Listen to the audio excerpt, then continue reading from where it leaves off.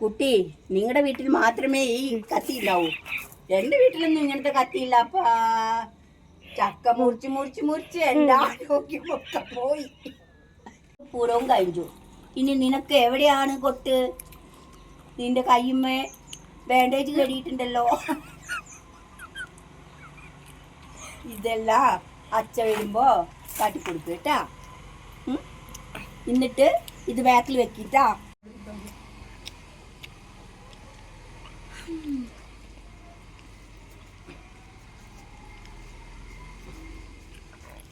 ചക്ക മുറിച്ച് ചക്കട്ടി കത്തിക്കോ മുറിച്ചില്ല. എൻ്റെ ആരോഗ്യമെല്ലാം പോയി. ഈ കത്തി കൊണ്ട് മുറിച്ചാൽ എൻ്റെ ആരോഗ്യമൊക്കെ പോകും. കത്തിക്കോ മുറിച്ചില്ല. എന്ത് ചെയ്യും?